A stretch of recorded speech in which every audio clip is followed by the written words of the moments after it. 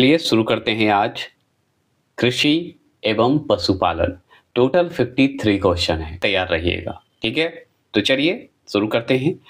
और हाँ, जल्द ही मैं आपको अपना नंबर शेयर करूंगा, आप पर्सनली कांटेक्ट कर सकते हैं। पहला क्वेश्चन है और इसका डिस्क्रिप्शन एनसीईआरटी का जितने भी मैंने पढ़ाया है वो सारा डिस्क्रिप्शन में लिंक दे दूंगा, आप जाके देख सकते हैं।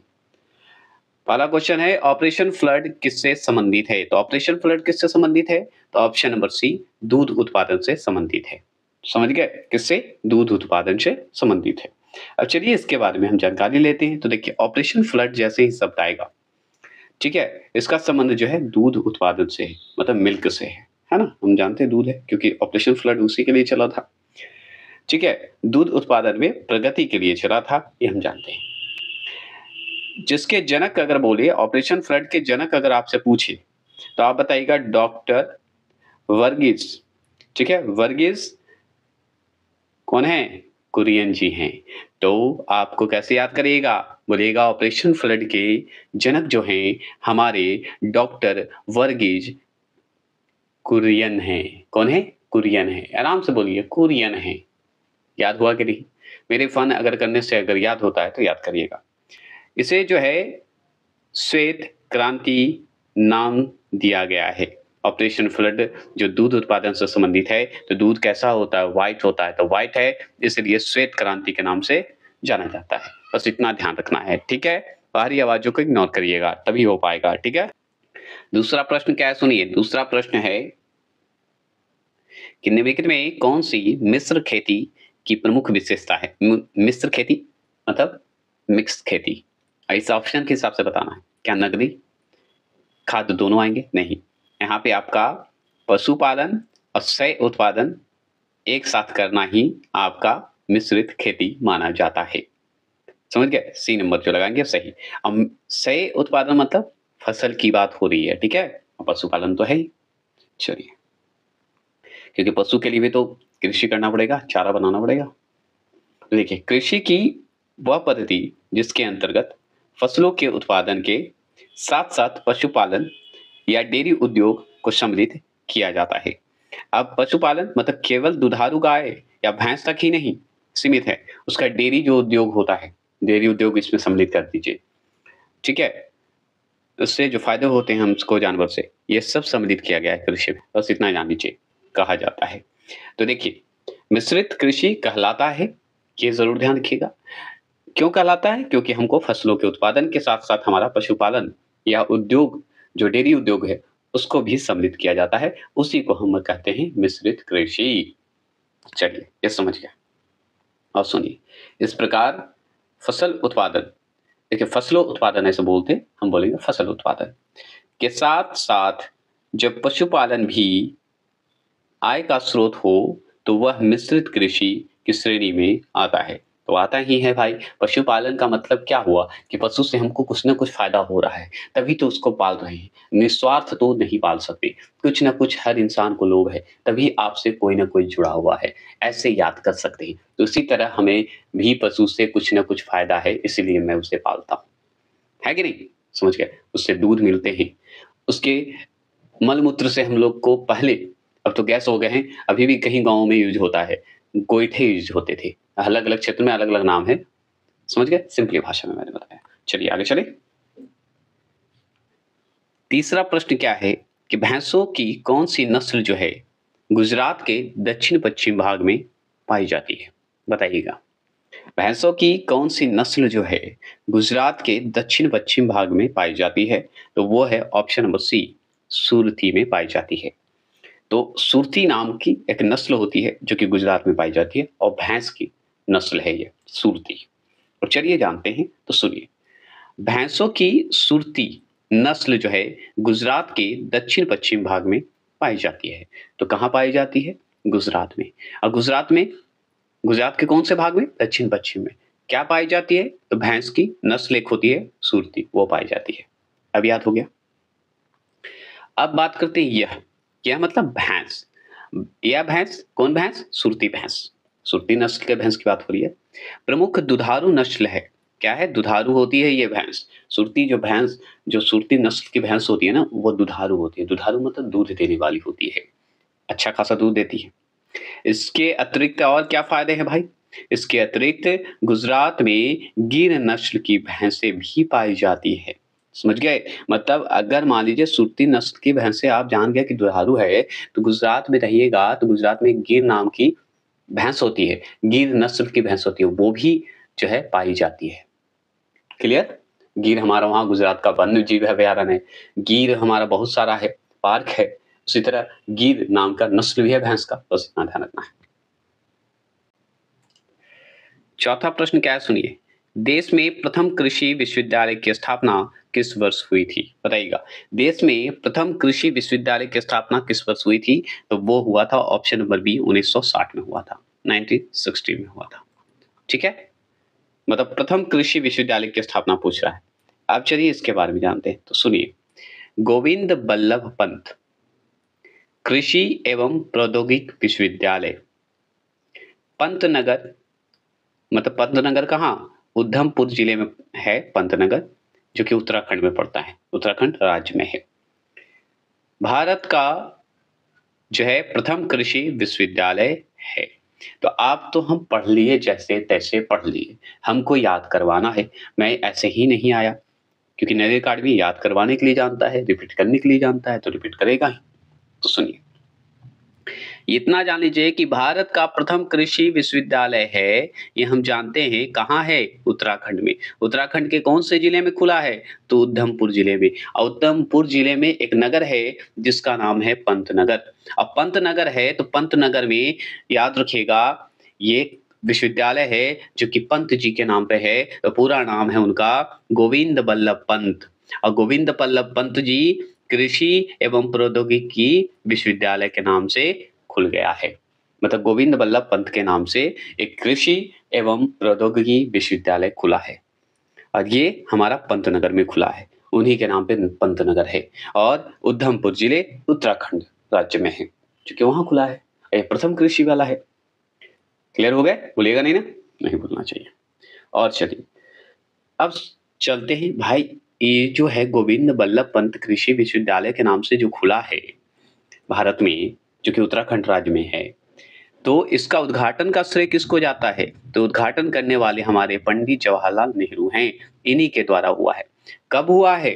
तो ये हुआ है 17 नवंबर 1960 में हुआ है। और 17 नवंबर 1960 की अगर बात करें तो उस समय उत्तराखंड अलग नहीं हुआ था यूपी से, तो मतलब उत्तर प्रदेश में ही सम्मिलित था। तो उत्तर प्रदेश कृषि विश्वविद्यालय के नाम से किया गया था। तो जब ये उद्घाटन गोविंद बल्लभ पंत कृषि विश्वविद्यालय की बात करते हैं, तो पहले इसका नाम उत्तर प्रदेश कृषि विश्वविद्यालय था, जो कि 17 नवंबर 1960 में जवाहरलाल नेहरू द्वारा किया गया था, जो कि बाद में जाके क्या हुआ? कब इसका नामकरण चेंज हुआ? तो सुनिए, वर्ष 1972 में इसका नामकरण उत्तर प्रदेश के प्रथम मुख्यमंत्री गोविंद बल्लभ पंत के नाम पर किया गया। समझ गए? तो याद रखना है कि उत्तर प्रदेश के जो थे मुख्यमंत्री थे, प्रथम मुख्यमंत्री थे, और कौन थे? गोविंद बल्लभ पंत जी थे। समझ गए? और गोविंद बल्लभ पंत जी यूपी के प्रथम मुख्यमंत्री थे। तो एक तो याद ये कर लीजिए। और इन्हीं के नाम पर 1972 में जो है गोविंद बल्लभ पंत कृषि विश्वविद्यालय नाम पड़ गया, जो कि उत्तर प्रदेश कृषि विश्वविद्यालय था। ठीक है, उन्हीं का नाम गोविंद बल्लभ पंत कृषि विश्वविद्यालय पड़ गया। ठीक है, इस विश्वविद्यालय को भारत में हरित क्रांति का अग्रदूत माना जाता है। समझ गए? तो हरित क्रांति का अग्रदूत कौन से विश्वविद्यालय को माना जाता है भारत में? तो हम बताएंगे गोविंद बल्लभ पंत कृषि विश्वविद्यालय को मानते हैं। पांचवा प्रश्न को ध्यान से सुनिए। कोई डेयरी किसान, कोई डेयरी वाला व्यक्ति, मान लीजिए डेयरी हम चलाते हैं, किसान किस तरह से अपने पशुओं का चारा उपभोग कम करके अपने दूध उत्पादन को भी बढ़ा सकता है। मतलब मान लीजिए पशु में हम किसान, डेयरी किसान हैं, और मेरे पास पशु है, पशु चारा को हमको, पशु चारा का उपभोग जो है कम कर दें और दूध उत्पादन को बढ़ा सकते हैं। तो कैसे बढ़ा सकते हैं बताइए? है ना, बहुत लोग किसान हैं और होने भी चाहिए, पशुपालक भी बहुत हैं, तो बताएंगे। तो ऑप्शन नंबर बी, आहार सांद्रण की पूर्ति में वृद्धि करके। आहार सांद्रण मतलब भोजन, आहार मतलब खाने के लिए, उसमें पूर्ति को मतलब जो इम्पोर्टेंट चीज़ है, जिससे दूध बढ़ सकती है उसको लेकर, है ना? अब चलिए कैसे? तो सुनिए। पशुओं के चारे की गुणवत्ता में वृद्धि तथा इसमें पोषक तत्वों में वृद्धि करके चारे की मात्रा कम होने पर भी दूध जो है उत्पादन को बढ़ाया जा सकता है। सिंपल, अब सही बात है, अच्छी क्वालिटी की खाना खिलाइएगा। मान लीजिए हम पौष्टिक खाना खाएँगे, तो हमारा स्वस्थ रहेंगे, ध्यान रखेंगे और लंबे समय तक टिक सकते हैं। उसी तरह पशु का भी चारा जो है अगर गुणवत्ता अच्छा दे, अच्छी आहार दे, तो भाई कम भी दीजिएगा तो वो स्वस्थ रहेगा, दूध भी खूब देगा। समझ गए? चलिए प्रश्न की बात करेंगे। भारत में शीत ऋतु में भारत में शीत ऋतु में शीतोष्ण पश्चिमी विक्षोभों से होने वाली वर्षा किन फसलों के अधिक उत्पादन में सहायक होती है? बताइएगा, किन फसलों के अधिक उत्पादन में सहायक होती है, ये बताना है। तो हम जानते हैं केवल रबी फसल, ठीक है? अब रबी फसल की बात करेंगे, तो हम बहुत अच्छे से जानते हैं। और शीत ऋतु की बात है, तो मतलब गेहूँ की बात हो रही है, रबी फसल और भी फसल आएँगे। अब चलिए हम जानते हैं क्यों इम्पोर्टेंट है, तो सुनिए। शीत ऋतु में शीतोष्ण पश्चिमी विक्षोभ पश्चिमी विक्षोभों से होने वाली वर्षा जो है, रबी फसलों के उत्पादन में सहायक होती है। अब शीत ऋतु में अगर शीतोष्ण पश्चिमी विक्षोभ जो होती है, विक्षोभ से होने वाली जो पश्चिमी विक्षोभ जो होता है, जो हम पढ़े थे हम लोग पहले चैप्टर में, उससे जो वर्षा होती है, वो रबी फसल के लिए बहुत ही अच्छा होता है। रबी फसलों के उत्पादन में सहायक करता है, ये हम जानते हैं। गेहूँ में बहुत अच्छा फायदा करता है। चूँकि पश्चिमी विक्षोभ जो है, भूमध्य सागर एवं कैस्पियन सागर से जो है आर्द्रता ग्रहण कर क्या करता है? भारत में वर्षा करता है। 7वां प्रश्न क्या है? बाड़ बनाना, बाड़ बनाना, एकत्रित करना और ऊन कटाई जैसी कुछ गतिविधियां किससे संबंधित है? तो किससे संबंधित है? तो जैसे एकत्रित करना है कुछ भी, या ऊन कटाई करना है, या जो है बनाना है, तो भेड़ पालन करना पड़ेगा, तभी तो आप ऊन कटाई कर सकते हैं, है ना? समझ गए? ये बाड़ बनाना, एकत्रित करना जो है, ऊन कटाई होना, सब एक जैसा हो जाएगा, क्योंकि भेड़ पालिएगा तभी इससे फायदा है। अब चलिए देखिए, बाड़ बनाना, एकत्रित करना, ऊन कटाई, ये सब एक ही आ जाता है। भेड़ पालते हैं तो ऊन ही फायदा होता है ना, उसके बालों को कटाते हैं, उससे फायदा उठाते हैं ना। ऊन कटाई जैसे गतिविधियां भेड़ पालने से संबंधित है, तो ये सब जो शब्द आएगा ना, तो समझिए भेड़ पालना जरूरी है। भेड़ पालेगा तभी ये फायदा होगा, ठीक है? भेड़ मुख्य रूप से ऊन तथा मांस के लिए पाली जाती है। 8वें प्रश्न की बात करते हैं। 8वां प्रश्न क्या है कि तिलहन की फसल से संबंध में नीचे दिए गए कथनों में से कौन सा कथन जो है सत्य है? बताइए। तिलहन की अगर फसल है, मान लीजिए तिलहन की आप फसल करते हैं, उसके संबंध में बताइए, जो नीचे ऑप्शन दिया गया उसमें कथन कौन सा सही होगा? तो इसमें एक बात ध्यान रखिएगा, इनका उपयोग जो है खाद्य पदार्थ के रूप में तथा प्रसाधन उद्योग में कच्चे माल के रूप में किया जाता है। तो तेल का हम तो सही बात खाने बनाने में तो करते हैं, है ना? ये भी है। और बात करते हैं, तिल जो है उत्तरी भारत में खरीफ की फसल है और दक्षिण भारत में जो है रबी की फसल है। समझ गए? तिल का जो होता है तेल, आप सुनते हैं, आपको उत्तर भारत में जाएगा ना तो खरीफ फसल भी इसे सम्मिलित करेगा, और दक्षिण भारत में जाएगा ना तो रबी फसल में आ जाता है तिल। ये ध्यान रखना होगा, ठीक है? तो ये ए और बी दोनों सही है और सत्य कथन है, ये ध्यान रखना है। तो चलिए, तिलहन की बात हो रही है तो पढ़ते हैं, तिलहन कितने प्रकार के तिलहन बन सकते हैं, कितने फसल के तिलहन होते हैं? लगभग फसल का तिलहन बन ही जाता है। कैसे? तो चलिए जानते हैं। तो देखिए, मूंगफली, सरसों, मूंगफली का तेल, सरसों का तेल, नारियल का तेल, तिल, सोयाबीन का तेल, अरंडी का तेल, ठीक है, अलसी का तेल, ठीक है, और सूरजमुखी का तेल। ये सब तेल जो है भारत में उगाई जाने वाली मुख्य तिलहन फसलें हैं। तो ये सब तिलहन फसलें मतलब तेल है। समझ गए? तो एक बात ध्यान रखना है कि मूंगफली, सरसों, नारियल, तिल और सोयाबीन, ठीक है, और सूरजमुखी, ये सब जो तेल है वो भारत का मुख्य रूप से उगाए जाने वाली तिलहन फसल में सम्मिलित है। समझ गए? ठीक है, और बात कर लेते हैं। इसमें से अधिकतर खाद्य फसलें हैं, तो सही बात है, मूँगफली का भी तेल हम खाते हैं, कभी-कभी सरसों का तेल खाते हैं और नारियल का तेल तो आप केरल जाने जाए तो नारियल के तेल में खाना बनता है। ठीक है, सोयाबीन का भी हम लोग इस्तेमाल करते हैं, नॉर्मल समझिए, सोयाबीन का, सूर्यमुखी का तेल तो इस्तेमाल करते हैं। तो ये सब आप जानते हैं, और भी तेल है, बहुत सारा तेल है, लेकिन खाने में हम अधिकतर इस्तेमाल करते हैं। भोजन बनाने में प्रयोग किया जाता है, परंतु इसमें से कुछ तिलहन के बीजों को जो है साबुन, प्रसाधन मतलब श्रृंगार के सामान के लिए, जैसे हम लोग उत्तर भारत में अगर देखा जाए तो नारियल तेल का बाल में लगाने के लिए करते हैं, खाना में नहीं करते हैं। ठीक है, तिल का तेल भी इस्तेमाल हम लोग करते हैं, खाना बनाने में नहीं करते हैं, ये जान लीजिए। ठीक है, और उबटन उद्योग में कच्चे माल के रूप में भी प्रयोग किया जाता है। अब देखिए, शरीर में लगाने के लिए लगाते हैं, कहीं-कहीं मतलब दर्द हुआ उसके लिए करते हैं, तो ये औषधि के रूप में भी काम करते हैं, समझ गए? और कच्चे माल के रूप में भी काम करते हैं हम लोग। और चलिए, तिल जो है उत्तर भारत में खरीफ की और दक्षिण भारत में रबी फसल है। तो तिल का तेल हमेशा याद रखना है, साउथ इंडिया जाएगा ना तो रबी फसल में सम्मिलित हो जाएगा, और उत्तर भारत में आएगा तो तिल का तेल खरीफ फसल में सम्मिलित हो जाएगा। तो सुनिए, अरंडी का तेल जो होता है वो खरीफ और रबी दोनों ऋतुओं में बोई जाती है। चलिए, 9वां प्रश्न क्या है सुनिए, यदि खदानों का सुरक्षित संग्रह सुनिश्चित करना हो तो कटाई के समय उनमें आर्द्रता अंश जो है कितने प्रतिशत से अधिक नहीं होना चाहिए? बताइए, कितने प्रतिशत से अधिक नहीं होना चाहिए, ये बताइए। तो ये है ऑप्शन नंबर ए, 14%। ठीक है, याद रखिएगा 14%। अब चलिए जानते हैं इसके बारे में। तो सुनिए, खाद्य एवं कृषि संगठन की बात करते हैं, जिसे शॉर्ट में FAO बोला जाता है।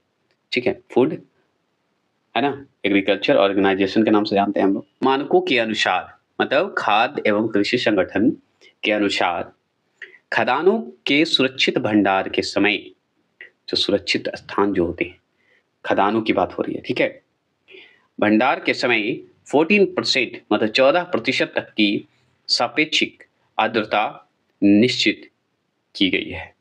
10वें प्रश्न की बात करते हैं हम लोग, भारत में रबड़ का पौधा कहाँ से लाया गया था? तो भारत में रबड़ का पौधा जो है कहाँ से लाया गया था? तो ये ऑप्शन नंबर बी, ब्राजील से लाया गया था। कहाँ से? ब्राजील से लाया गया था। यहाँ पे देखिएगा, डिटेल जानिए। रबड़ की अगर बात कर रहे हैं, रबड़ पढ़ रहे थे, जो कि भारत में आया था, ब्राजील से आया था, तो ये अमेजन बेसिन में, अमेजन बेसिन मतलब ब्राजील की बात होती है, अमेजन बेसिन में जंगली रूप से उगाने वाली, जो कि नाम है उसका हेविया, क्या नाम है? हेविया। हेविया ब्राजीली, क्या है? हेविया ब्राजीली एनिसिस, एनिसिस है, ठीक है, एनिसिस है, समझ गए? एनिसिस। तो हेविया ब्राजीली एनिसिस वृक्ष के दूध को जमाकर प्राप्त किया जाता है रबड़, याद रखना है, समझ गए? उसके दूध को जमाकर हम रबड़ प्राप्त करते हैं, और उस वृक्ष का नाम क्या था? हेविया ब्राजीली एनिसिस, ठीक है। अब इसके बीज मतलब रबड़ के बीज की बात हो रही है, ठीक है, रबड़ के बीज की बात हो रही है, तो सुनिए, रबड़ के बीज की बात करें तो वर्ष 1876 मतलब 1876 में जो है पारा ब्राजील में है, देखिएगा, पारा से भारत में लाए गए, और 1895 मतलब 1895 में जो है दक्षिण केरल के पहाड़ी ढालों पर लगाए गए, समझ गए? दक्षिणी केरल के पहाड़ी ढालों पर लगाए गए। क्लियर हो गया? तो 1895। प्रश्न क्या है सुनिए, 11वां प्रश्न है कि भारत में उगाई जाने वाली अधिकतर कॉफी की किस्म है। तो भारत में जो कॉफी उगाई जाती है अधिकतर किस किस्म की है, बता सकते हैं? तो हम बताएंगे option number C, arabica. Arabica किस्म की कॉफी मिलती है आपको भारत में, अधिकतर उगाई जाती है, और भी मिलता है लेकिन सबसे ज्यादा। देखिए, तो सुनिए, भारत में कहवा मतलब कॉफी की बात हो रही है, कॉफी की 2 प्रजातियां मुख्य रूप से पाई जाती है। तो भारत में कितने प्रकार की कॉफी पाई जाती है, मतलब जिसे कहवा कहते हैं, तो दो प्रकार की इसकी प्रजाति मिलेगी, दो कैटेगरी की मिलेगी। एक तो आप जानेंगे सबसे ज्यादा जो मिलता है अरेबिका, ये सबसे ज्यादा मिलता है। दूसरा मिलता है रोबस्टा, वस्टा बोलिए, रोबस्टा। ठीक है, ये हो गया। यहाँ जो है उगाई जाने वाली अधिकतर कॉफी की किस्म जो है अरेबिका है, जो कि भारत में उगाई जाती है। अरेबिका कॉफी मूल रूप से अफ्रीका के इथोपिया देश का पौधा है। समझ गए? जो आप सबसे ज्यादा हमारे भारत में जो कॉफी मिलता है अरेबिका कॉफी, ठीक है, अरेबिका कॉफी, वो याद रखिएगा अफ्रीका के इथोपिया जो देश है, देश का पौधा है। समझ गए? चलिए, मूल रूप से माना जाता है। 12वां प्रश्न है, मोटे अनाज के संबंध में निम्नलिखित में कौन सा या कौन से कथन सही हैं? बताइएगा कौन सा कथन सही है। तो याद रखिएगा मोटे अनाज में पोषक तत्वों की मात्रा अत्यधिक जो है होती है, तो अत्यधिक होती है, तो हाँ ये बात तो सही है। ज्वार, बाजरा और रागी भारत में उगाई जाने वाली मुख्य मोटे अनाज हैं, तो ये भी सही है। तो ऑप्शन नंबर सी है, ये ध्यान रखना है। ठीक है, अब चलिए जानते हैं। तो सुनिए, ज्वार की बात करें, बाजरा की बात करें और रागी की बात करें, तो ज्वार, बाजरा, रागी भारत में उगाए जाने वाले प्रमुख मोटे अनाज हैं। क्या है? प्रमुख मोटे अनाज हैं। यद्यपि इनमें मोटा अनाज कहा जाता है, तो याद रखना है इन्हें मोटा अनाज कहा जाता है, ये जरूर ध्यान रखना है, परंतु इनमें पोषक तत्वों की मात्रा जो है अत्यधिक होती है। ठीक है, इनमें अगर देखा जाए तो पोषक तत्वों की मात्रा अत्यधिक होती है, ये मान के चलना है।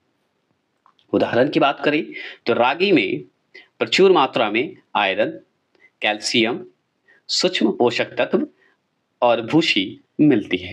तो आपको रागी एक फसल होता है जिसमें आपको आयरन मिलेगा, मतलब लोहा मिलेगा, कैल्शियम मिलेगा, सूक्ष्म पोषक तत्व भी मिलते हैं और भूसी भी मिलता है, ये जरूर ध्यान रखना है।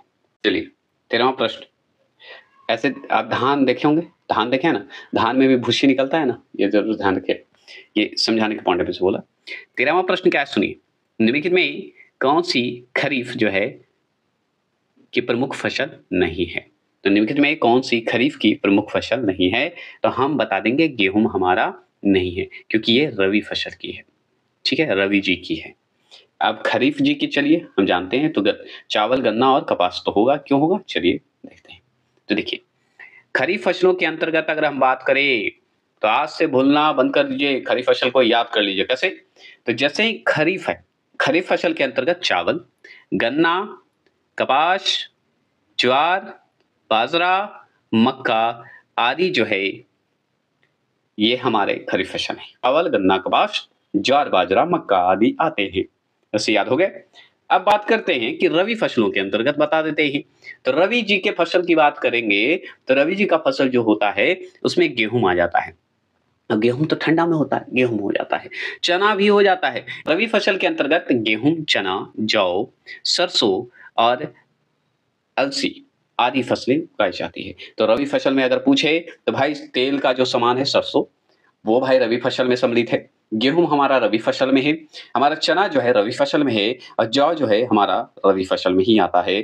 और याद रखना अलसी एक फसल होता है जो कि आपका रवि फसल में आता है, और ये सब फसल रवि फसल जो है उगाई जाती है, याद रखना है।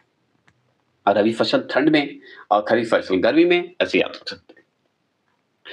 खरीफ फसलों के लिए बात करते हैं तो उष्णकटिबंधीय एवं रवि फसल के लिए शीतोष्ण कटिबंधीय जलवायु लाभकारी होता है। तो उष्णकटिबंधीय मतलब उष्मा की जरूरत होती है भाई, धूप की जरूरत है, वर्षा की जरूरत है, गर्मी की जरूरत है, समझ गए।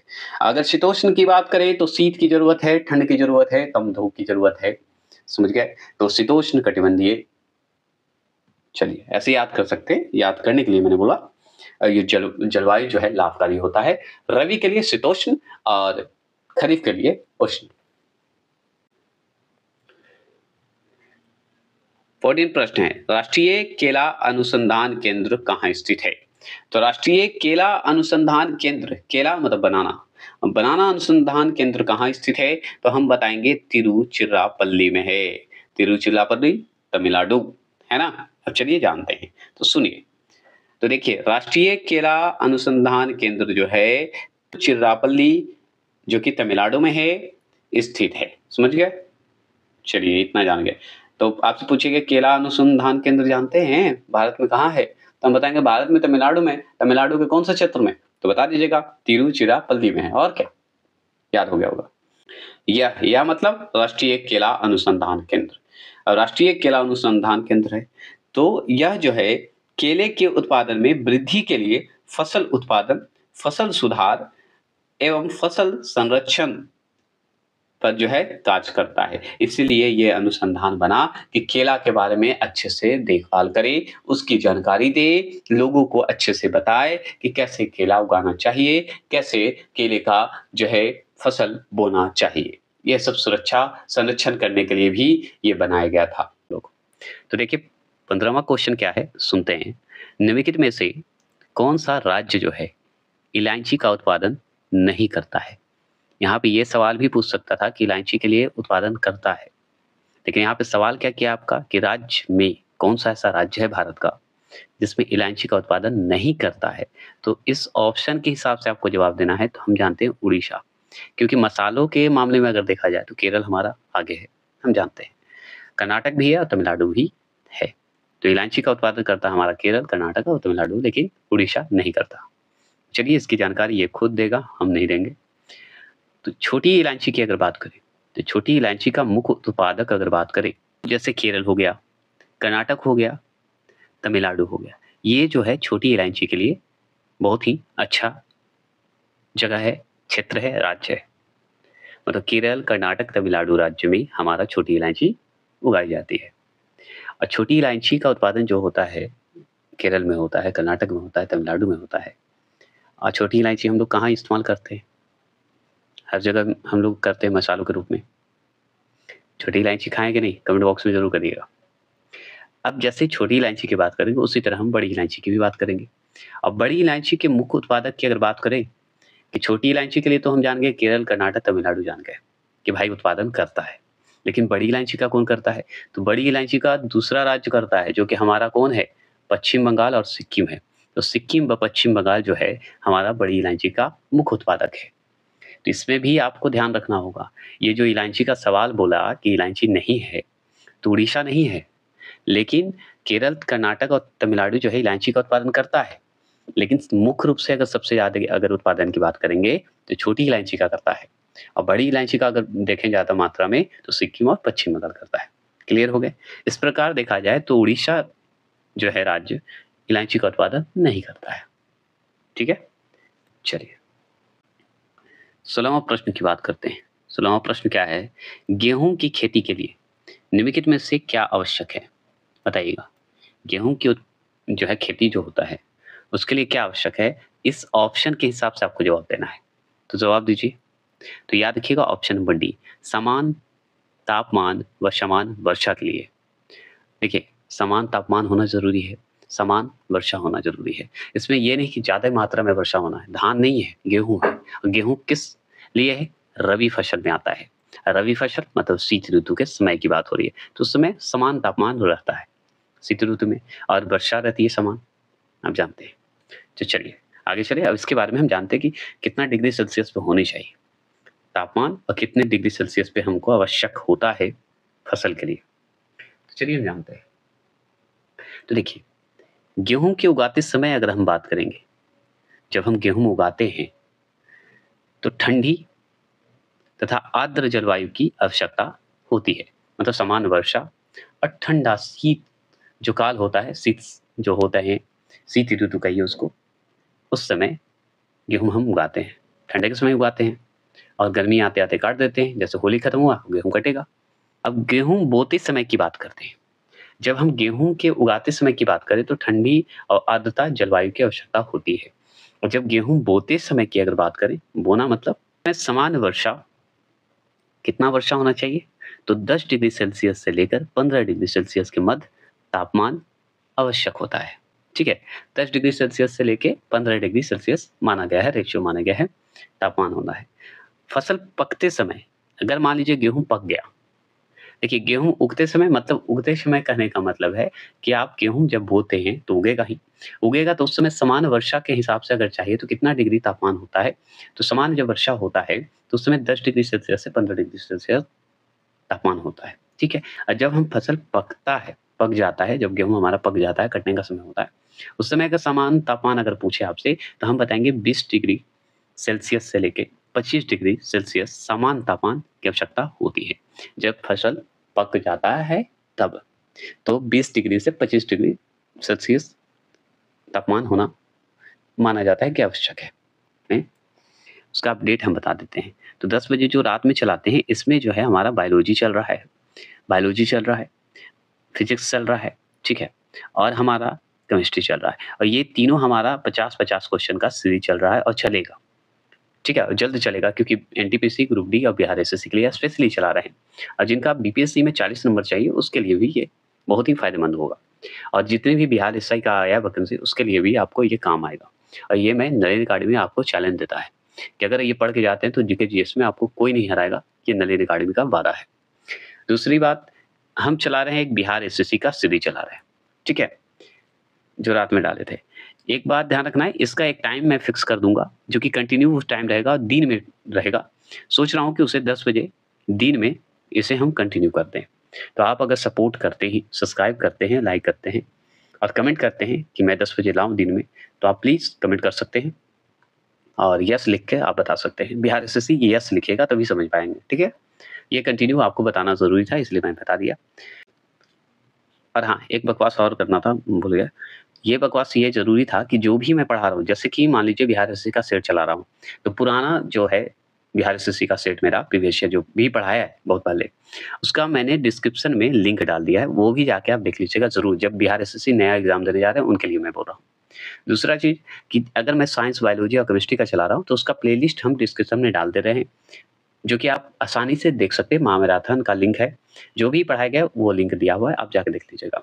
एनसीईआरटी का जो मैं पढ़ाता हूँ, जो अभी जैसे पढ़ा रहा हूँ, तो एनसीईआरटी का जो पढ़ाऊँगा, एनसीईआरटी के डिस्क्रिप्शन में एनसीईआरटी का जितना मैं सब्जेक्ट पढ़ाया हूँ, वो सारा लिंक रहता है। आप जाके क्लिक करके देख सकते हैं, ठीक है? और ज़्यादा जानकारी के लिए आप टेलीग्राम, इंस्टाग्राम, यहाँ तक कि व्हाट्सएप जो चैनल मैंने क्रिएट किया है, उससे भी जॉइन कर सकते हैं और जल्द ही मैं अपना एक नंबर ऑफ़िशियल आपको सेंड करूँगा, जिससे कि आप हमसे कॉन्टैक्ट कर सकते हैं। मेरी टीम आपसे बात करेगी और जितनी भी जानकारी चाहिए आपको मिलेगा।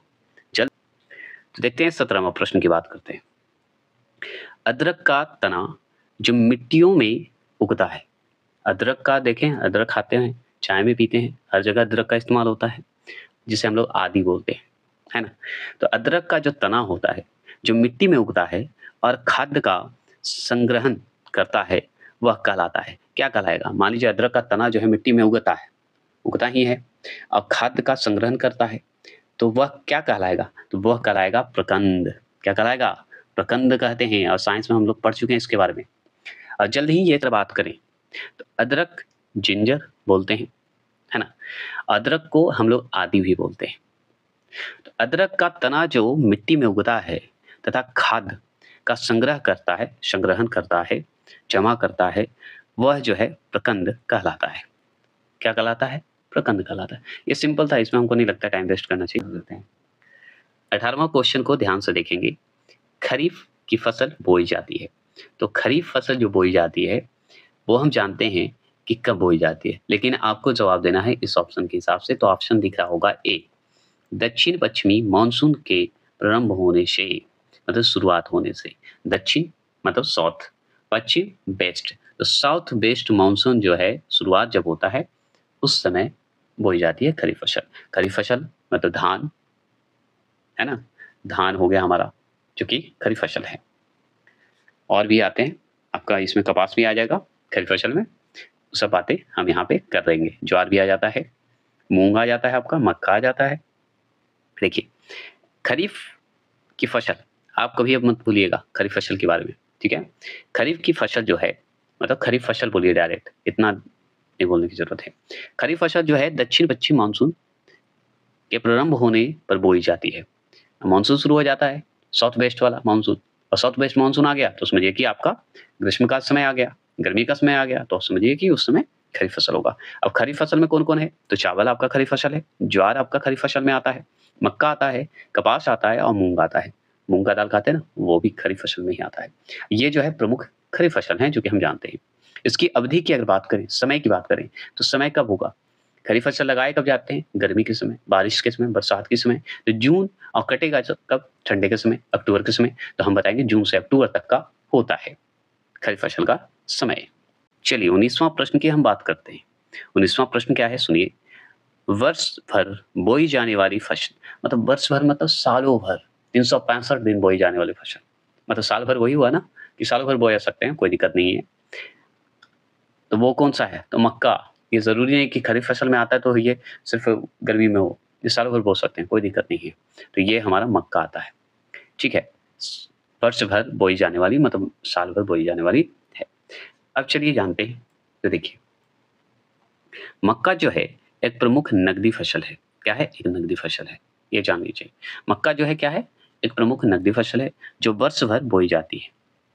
ठीक है? वर्ष भर बोई जाती है, सालों भर बोई जाती है। ऐसे याद करने के लिए मैं बोल रहा हूँ, समझने की कोशिश करिएगा। जबकि अगर बात करें गेहूँ की, जबकि गेहूँ की अगर बात करें तो शीतोष्ण जलवायु की फसल है, जो कि ये हमारा रबी फसल है। ठीक है? ये हम जान गए। उड़द, उड़द हम पढ़े हैं, उड़द अड़ा लग गया है, हम लोग उड़द बोल देते हैं, तो गलत नहीं बोले। ये भी शुष्क जलवायु की फसल है, ये आप ज़रूर ध्यान रखना है। ये ऑप्शन के हिसाब से ये बताया गया है। चलिए आगे चलते हैं और भी जानकारी लेते हैं हम लोग। बहुत ज़्यादा क्वेश्चन है हमारा, 53 क्वेश्चन है।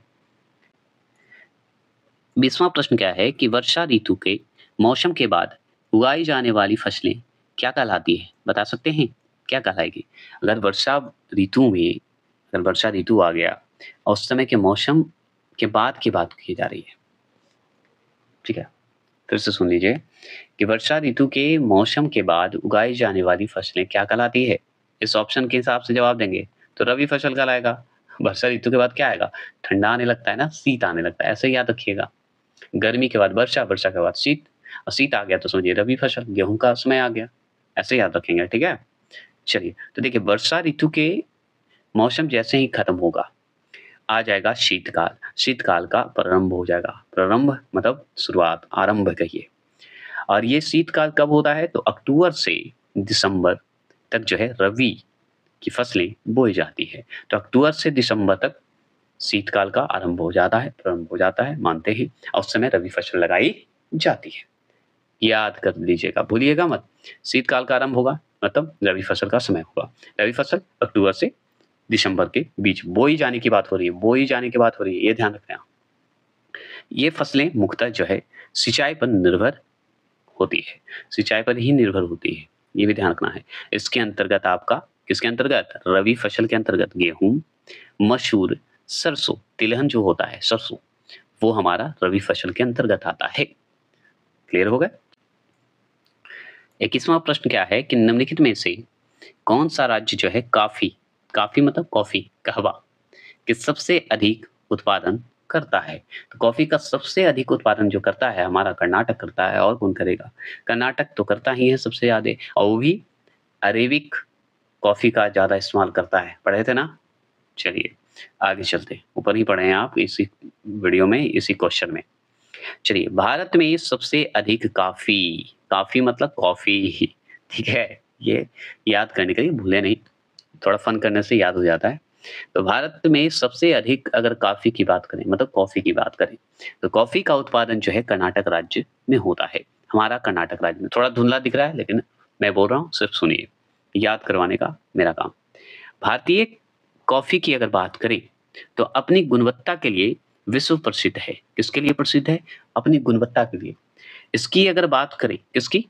कॉफ़ी की बात करें, तो कॉफ़ी जो है, कॉफ़ी की बात हो रही है, तो इसकी कृषि की शुरुआत, इसकी कॉफ़ी की शुरुआत बाबा बुदन पहाड़ियों, एक बाबा बुदन पहाड़ी है, बाबा बुदन पहाड़ी से हुई है और आज भी इसकी खेती नीलगिरी की पहाड़ियों के आसपास कर्नाटक, केरल और तमिलनाडु में की जाती है। चलिए 22 क्वेश्चन नंबर क्या है कि निम्नलिखित में से गर्म मसालों का मुख्य उत्पादक क्षेत्र कौन सा है? तो जैसे ही गर्म मसालों का मुख्य उत्पादक क्षेत्र अगर पूछे तो हम याद रखेंगे कि भाई मसालों के लिए हमारा केरल राज्य जाना जाता है। और दूसरा चीज कि मलबार तट में आता है हमारा केरल। तो ये आंसर हो गया बी, मलबार तट हो जाएगा, क्योंकि मसालों के लिए केरल। ऐसे लॉजिक लगाइए कि मसालों के लिए किससे जानते हैं, केरल राज्य को जानते हैं, बहुत ही चीज जानते हैं। और केरल कहाँ आता है, मलबार तट के हिस्से में आता है, और यहाँ तक कि कर्नाटक भी आता है ना। तो आंसर क्या होगा, बी आएगा। चलिए अब जान गए भाई मलबार तट में आता है हमारा, ठीक है।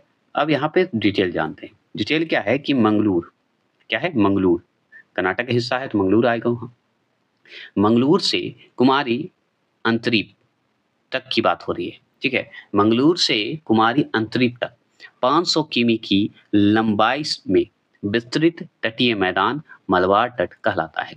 सोचिए कैसे याद कैसे करेंगे, ये सोचिए। मलबार तट कहलाता है, क्यों कहलाता है भाई, तो मलबार तट इसलिए कहलाता है क्योंकि तटीय मैदान है, और तटीय मैदान है तो ये जो है केरल से कर्नाटक तक की बात होती है। तो क्यों होता है, क्योंकि वो 500 किमी की लंबाई में जो है विस्तृत है और तटीय मैदान है, इसलिए भाई मलबार तट कहलाता है।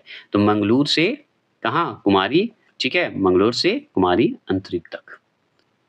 और जानते हैं, नारियल हो गया, चावल हो गया, सुपारी हो गया, केला हो गया एवं गर्म मसाले यहाँ प्रमुख रूप से उगाई जाने वाली फसल है। अब हम जानते हैं कि नारियल के लिए भी केरल है, सॉरी केरल है, चावल, सुपारी, केला, गरम मसाला। चावल ठीक है, छोड़िए, चावल तो हर जगह होता है। नारियल याद रखिए, सुपारी याद रखिए, केला याद रखिए और गरम मसाला याद रखिए। तो केला को हम चावल को हटा देते हैं, लेकिन नारियल, सुपारी और गरम मसाला को हम याद रखेंगे। और ये मलबार तट का सबसे प्रमुख रूप से उगाई जाती है। 23वां प्रश्न की बात करते हैं। कृषि में युगम पैदावार का आशय मतलब को उगाने से है, क्या उगाने से बताइए। कृषि में युगम पैदावार का आशय को उगाने से है, तो वो है ऑप्शन नंबर बी, विभिन्न मौसमों पर 2 फसलें। विभिन्न मौसमों पर 2 फसलें जो बनेगा हम बता देंगे। एक फसल जो है वर्ष में विभिन्न मौसम के दौरान एक ही भूमि पर 2 या 2 से अधिक फसलों का उगाना युगम पैदावार कहलाता है। समझ गए, मतलब 2 या 2 से अधिक फसल उगता है तो उसे युगम पैदावार कहा जाता है। देखिए, एक ही साथ एक ही भूमि पर 2 या अधिक फसल उगाना अंतर फसलीय खेती कहलाता है। एक ही भूमि पर, एक ही साथ एक ही भूमि पर 2 या अधिक फसल उगाना अंतर फसलीय कहलाता है। अब थोड़ा फास्ट चलते हैं, बहुत लंबा क्वेश्चन है और फास्ट चलेंगे सिर्फ। 24 क्वेश्चन नंबर है कि हरित क्रांति, मतलब हरित क्रांति की जब शुरुआत हुआ, ग्रीन रेवोल्यूशन की बात करते हैं। तो हरित क्रांति से अभिप्राय है, तो हरित क्रांति से अभिप्राय मतलब ऑप्शन नंबर डी जो है इसका सही होगा। क्यों होगा, क्योंकि उच्च उत्पाद विविधता प्रोग्राम है ये हरित क्रांति। हरित क्रांति का लाने का मतलब ही है कि आप भाई अच्छे से गुणवत्ता के साथ खेती करिए, उन्नति करने के लिए ये प्रोग्राम चलाया गया था, बस यही ध्यान रखना। सुनिए, हरित क्रांति शब्द का प्रयोग सर्वप्रथम अमेरिकी विद्वान जो थे डॉक्टर विलियम गार्ड ऐसे बोलते हैं, ठीक है। तो डॉक्टर विलियम गार्ड जो हैं अमेरिकी विद्वान थे और ये सर्वप्रथम जो है हरित क्रांति शब्द का प्रयोग किए थे। अब सोचिए, डॉक्टर विलियम गार्ड जो थे भाई अमेरिका के रहने वाले थे, विद्वान थे, अचानक उनके मुंह से निकल गया हरी क्रांति। तो हरी क्रांति शब्द का प्रयोग आपसे पूछ दे तो बताइए, विलियम गार्ड जी थे, अपना गार्ड कर दिए, बोल दिए, ऐसे याद कर सकते हैं, फन के लिए मैंने बोला, ठीक है। चलिए आगे चलते हैं। भाई शब्द का प्रयोग किए थे हरी क्रांति, हरि जी का साथ जोड़ दिया क्रांति जी का, ऐसे याद रख सकते कि हरित क्रांति की शुरुआत भारत में अगर समय पूछे तो 1966 से लेके 67 बता देना है। इसी को मैंने बोला 1966 से लेके 1967 तक। समझ गए, तो ये हरित क्रांति की शुरुआत प्रारंभ हुआ और ये भारत में हुआ, ठीक है। तो आपसे भारत में पूछेगा तो 1966 से 67 बताइएगा समय का। भारत में हरित क्रांति जो है गेहूं उत्पादन में सबसे सफल रही। सोचिए, हरित क्रांति जो भारत में आया ना, गेहूं के उत्पादन के लिए ज्यादा उचित माना गया, बहुत अच्छा रहा, सफल भी हुआ, ठीक है, उत्पादन में, क्योंकि उसमें जो है उच्च गुणवत्ता वाले गेहूं के बीजों तथा उर्वरकों का अधिक प्रयोग एवं सिंचाई सुविधाओं के पर्याप्त विकास पर भी विशेष बल दिया गया। ये जो आपका जो हरित क्रांति जो भारत में आया और गेहूँ के लिए उचित माना गया और सबसे अच्छा उत्पादन भी हुआ, सफल भी माना गया। इसलिए माना गया क्योंकि उच्च गुणवत्ता वाले गेहूँ के बीज थे, ठीक है? याद रखिएगा। और उर्वरकों का अधिक प्रयोग हुआ, सिंचाई सुविधाओं के लिए पर्याप्त विकास हुआ और इस पर जो है ध्यान दिया गया, विशेष बल दिया गया, तभी हुआ। सिंचाई की सुविधा दिया जाएगा तभी तो होगा। उर्वरक को अधिक प्रयोग करेंगे तभी तो इस्तेमाल होगा और गेहूँ के बीज अच्छे रहेंगे तभी तो फल लगेंगे, तभी तो फसल उगेंगे, है ना? तो फसल लगे। तो यही सब होने की वजह से और ये सबसे अच्छा प्रभाव डाला गेहूँ पे। इसलिए भारत में हरित क्रांति का आना उचित माना गया गेहूँ के लिए, सबसे ज़्यादा। और गेहूँ के बीज का अगर बात करें, गुणवत्ता की बात करें, तो एक कौन-सी गेहूँ की बीज थी जो सबसे अच्छी थी? तो वो था मैक्सिकन। क्या था? मैक्सिकन प्रजाति का गेहूँ था। मैक्सिकन प्रजाति का गेहूँ था जो कि उत्तम बीज वाला गेहूँ था। क्लियर हो गया? आगे बात करते हैं और तो यही जान लीजिए कि भारत में हरित क्रांति का जनक अगर पूछ दे, जैसे अमेरिका के विद्वान जी थे विलियम कार्ड, वो हरित क्रांति बोलकर भाई शुरुआत कर दी सर्वप्रथम। लेकिन भारत में हरित क्रांति जो आया 1966 में से लेके 1967 में माना जाता है, मतलब 1966 से 67 माना जाता है। ठीक है? 67 माना जाता है। तो ये लाया कौन भारत में? यही ना बात है। तो ये लाने वाले हमारे एम.एस. स्वामीनाथन हैं। कौन है? स्वामीनाथन जी हैं। और स्वामीनाथन क्या है? हरित क्रांति के जनक भी माने जाते हैं क्योंकि यही लाए थे भाई। और गेहूँ के लिए ज़्यादा उच्चतम हो गया। चलिए और भी बातें बाद में। अब हरित क्रांति से भूलिएगा मत। भारत में क्यों आया, कैसे आया, कौन लाया, सब मैंने कर दिया। चलिए, कैसा लग रहा है? ये ज़रूर कमेंट करिएगा क्योंकि आपका कमेंट हमें बहुत अच्छा लगता है। आप कमेंट करते हैं तो दिल को सुकून मिलता है और वीडियो बनाने में आनंद आता है। तो प्लीज़ ज़रूर करिएगा। चलिए 25 क्वेश्चन नंबर की अगर बात करें, तो भारत में संचित क्षेत्र के सबसे अधिक भाग पर खेती होती है। तो भारत में संचित क्षेत्र के सबसे अधिक भाग पर खेती होती है, तो वो होता है ऑप्शन नंबर बी चावल, धान होता है। ठीक है? धान होता है। चावल मतलब धान होता है सबसे अधिक। तो चावल जो है देश की 3/4 आबादी का प्रमुख भोजन है।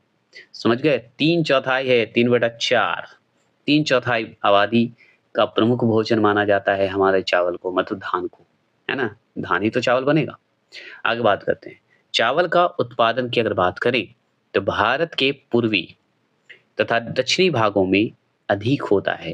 तो आपसे पूछेगा तो आप बताइएगा ईस्ट एंड साउथ में जो है अधिक, भारत का ईस्ट में और भारत का साउथ में भागों में अधिक उत्पादन होता है किसका?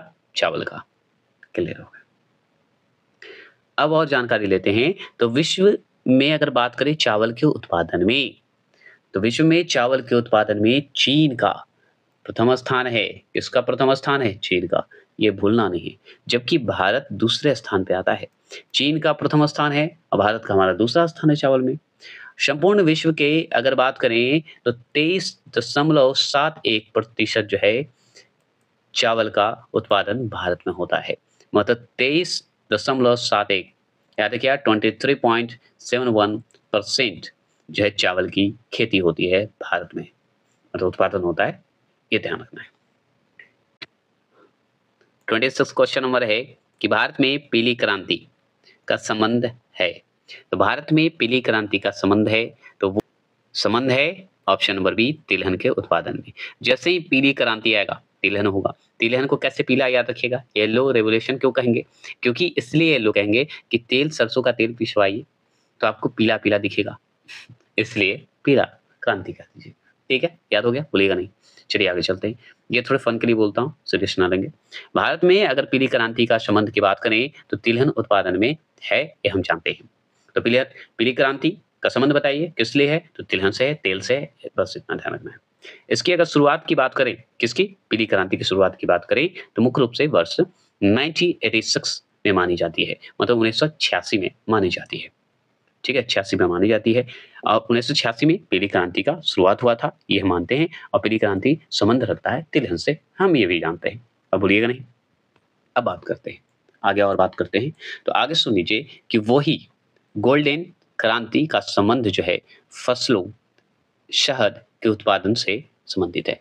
अब सोचिए कि गोल्डन कलर का तो जो है, जिसे गोल्डन कलर बोल रहे हैं, गोल्डन कलर क्रांति बोल रहे हैं, जिसे सुनहरी क्रांति भी बोला जाता है। ठीक है? इसका संबंध जो है आपको फलों और शहद के उत्पादन से है। ठीक है, फलों और शहद के उत्पादन से माना जाता है, ये ज़रूर ध्यान रखना है। चलिए आगे चलें।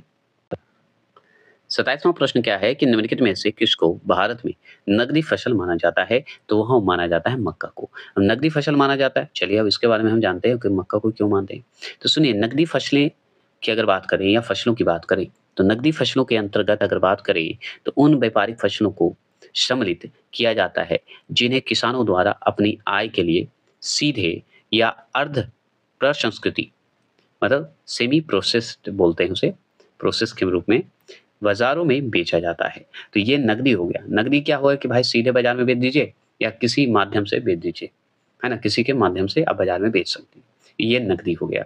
अब नकदी हो गया तो सुनिए, भारत में नकदी फसलों के अंतर्गत जो आता है, हमारा गन्ना आता है, तंबाकू आता है, जूट आता है, कपास आता है, मक्का आता है, मिस्टा आता है, चाय, कॉफ़ी और तिलहन फसलों जैसे सरसों, मूँगफली, अलसी, अलसी भी तेल है एक, याद रखिएगा, आदि फसलें को शामिल किया गया है। ये आप समझ गए। तो आपसे पूछ दे कि भाई नकदी फसल जो भारत में होते हैं, कौन-कौन होते हैं? कितने प्रकार के होते हैं? वो तो हम बाद में बात करेंगे कितने प्रकार के होते हैं। सबसे पहले तो हमको ये जानना है कि भारत में नकदी फसलों के अंतर्गत कौन-कौन आएगा? तो ये हमारा गन्ना आता है, तंबाकू नकदी फसल में आएगा, गन्ना भी आता है भाई, सीधे रूप से हम बेच सकते हैं, मार्केट में बिकता भी है, जूस पीते भी हैं। तंबाकू भाई बहुत डेंजर चीज़ है, लेकिन अभी भी मार्केट में चोरी-छुपे चलता है, कहीं-कहीं खुल के चलता है, कोई दिक्कत नहीं। जूट की तो हम जानते ही हैं भाई, बंगाल तो है, जूट भाई नकदी फसल है, हम जानते हैं। कपास भी हमारा है क्योंकि कपास से बहुत फ़ायदा होता है। अब जानते हैं कपड़े बनते हैं, जूट हो गया आपका, मक्का हो गया, मेस्टा हो गया, चाय हो गया, कॉफ़ी हो गया, ये सब जो है नकदी फसल है। चाय खरीदिए तब पीजिएगा क्योंकि चाय घर पे नहीं बना सकते ना, चाय घर पे हर जगह तो नहीं हो सकता, ये भी ध्यान। मक्का आपका नकदी है, उगाइए भी और नहीं उगाइए तो खरीद के खाइए, खाना तो है ही। मक्का भुट्टा याद आया होगा, तो ये याद करवाने की। और तिलहन तो भाई खरीदिए, नहीं तो खेत लगाइए, खेत में शायद लोग नहीं लगा सकता, इसलिए तिलहन खरीदिए। अब तिलहन में आपका सरसों का तेल बहुत ज़रूरी है, नहीं तो खाना नहीं खाइएगा। पूर्वी क्षेत्र, उत्तरी भारत के लोग। मूँगफली की बात करें, तो मूँगफली भाई मूँगफली तो आप ऐसे भी खाते हैं, मूँगफली का तेल भी होता है और अलसी का भी तेल होता है, याद रखना है। ये सब जो है शामिल किया गया है आपका नकदी फसल में। 28वां प्रश्न क्या है कि पूषा सिंधु गंगा एक प्रजाति है, ठीक है? पूषा जो है सिंधु गंगा एक प्रजाति है। तो अब पूषा तो आप चलिए जानते हैं। तो देखिए, पूषा सिंधु गंगा गेहूँ की एक प्रजाति मानी जाती है, ये जान लीजिए। इसके अतिरिक्त अगर बात करें तो गेहूँ की अन्य प्रजातियाँ निम्नलिखित हैं। मतलब गेहूँ के और भी नाम हैं, याद रखना है। कौन-कौन है, इसकी कौन-कौन प्रजातियाँ हैं? तो हम जान गए कि पूषा हम गेहूँ के नाम से जानते हैं पूषा को। पूषा मतलब गेहूँ की प्रजाति। अब उसी तरह और भी प्रजाति है गेहूँ के भाई, कौन-कौन है? तो देखिए बहुत सारा है, कैसे याद करेंगे ये सोचना है।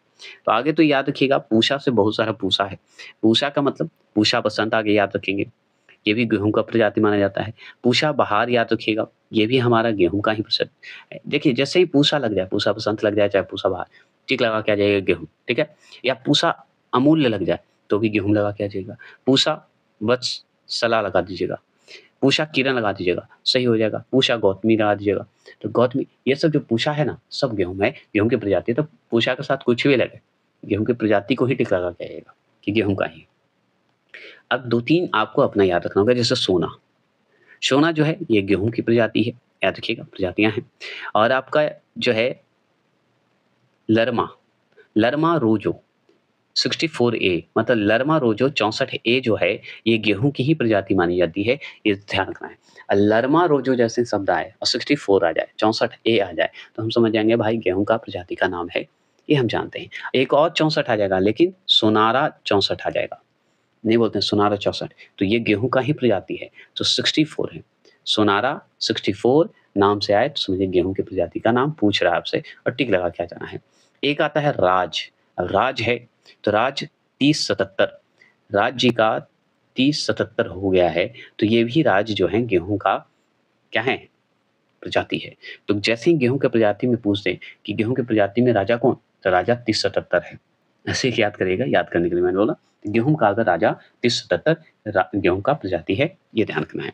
कल्याण, सोना, अर्जुन, कुंद ये सब जो है आपका बहुत इंपॉर्टेंट है, ये सब हमारा गेहूँ की प्रजाति का नाम है।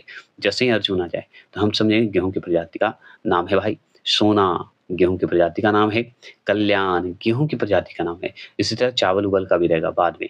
चलिए हम पढ़ेंगे नीचे, ठीक है? याद हुआ कि नहीं ज़रूर बताइएगा। सिर्फ सुनिए, याद करवाने का वादा मेरा। 29 क्वेश्चन नंबर है कि काटो और जलाओ कृषि से तात्पर्य है। ठीक है? तो काटो और जलाओ कृषि से तात्पर्य है, तो क्या है? ऑप्शन नंबर सी, स्थानांतरण खेती को कहते हैं। क्या है? स्थानांतरण खेती को कहते हैं। काटो और जलाओ वाला मतलब स्थानांतरण खेती में आता है।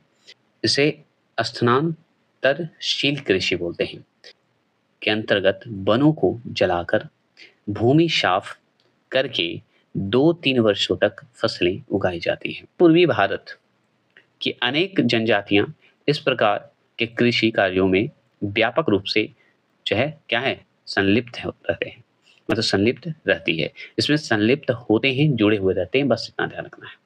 ठीक है? स्थानीय स्तर पर इसे झूम खेती भी कहा जाता है। तीसवां प्रश्न की बात करते हैं। तीसवां प्रश्न है कि निम्नलिखित में से कौन सी एक रोपण फसल नहीं है? तो रोपण फसल कौन नहीं है? तो रोपण फसल जो है हमारा डी, गन्ना जो है रोपण फसल नहीं है, याद रखना है। कहवा है, चाय है, रबड़ है, ये सब रोपण फसल है। तो रोपण फसल है क्या? चलिए हम जानते हैं। तो देखिए, रोपण का मतलब बागानी क्षेत्र का सेंस में, तो गन्ना हमारा बागानी क्षेत्र नहीं है। ठीक है?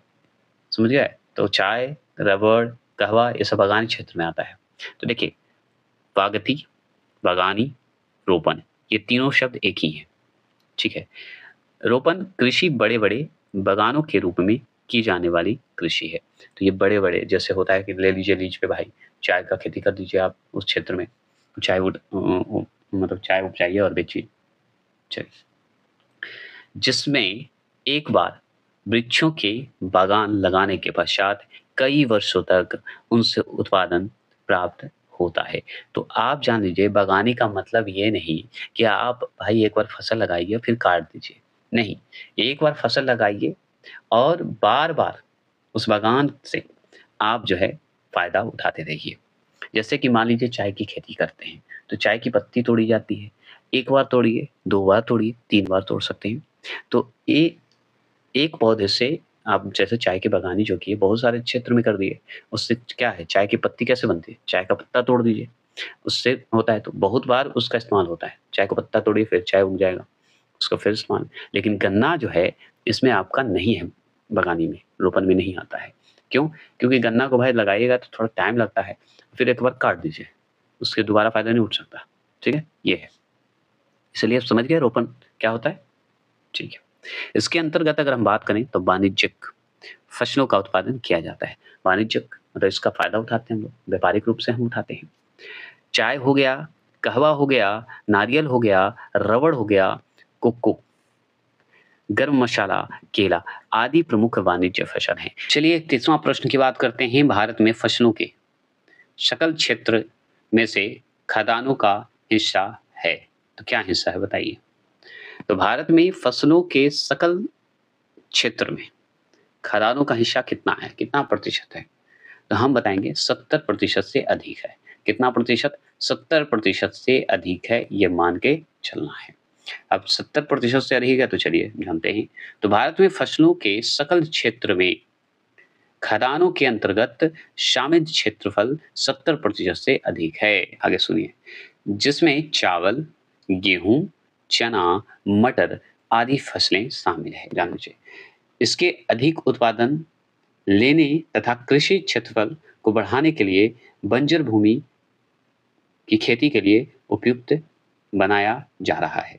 सोचिए मतलब चावल और गेहूँ और चना मटर ये सब जो है इतना इम्पोर्टेंट है, इतना डिमांड है कि बंजर भूमि है ना, उसको भी खेती के लिए इस्तेमाल किया जा रहा है। उसको बनाया जा रहा है, उपजाऊ बनाया जा रहा है उस बंजर खेती को।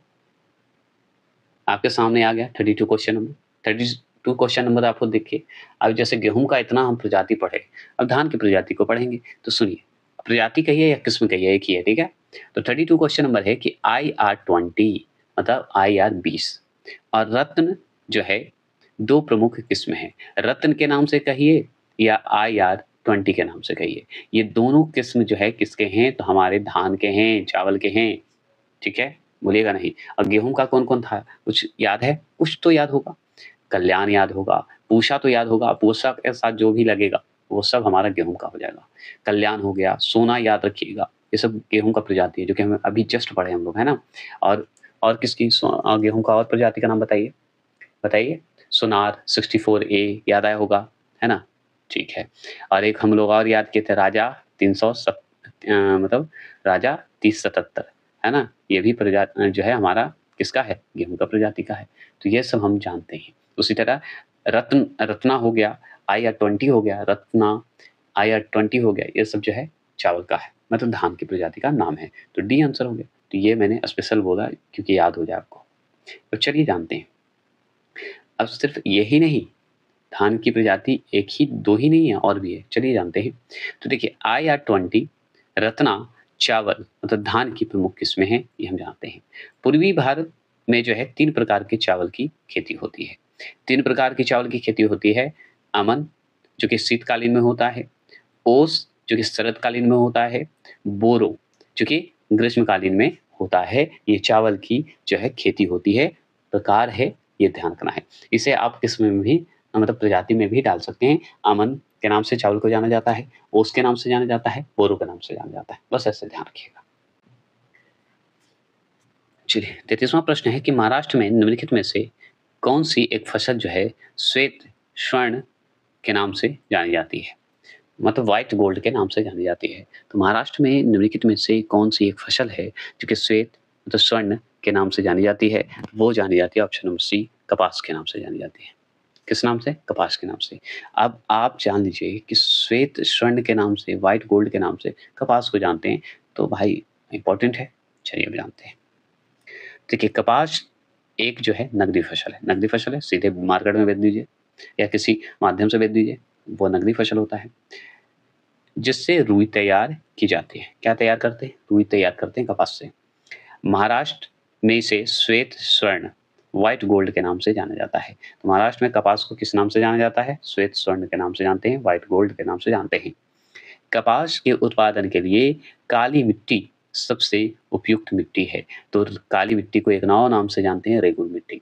और इसी मिट्टी पर आपका उचित होता है कपास के लिए, इसलिए कपास की मिट्टी भी कही जाती है काली मिट्टी को। ठीक है।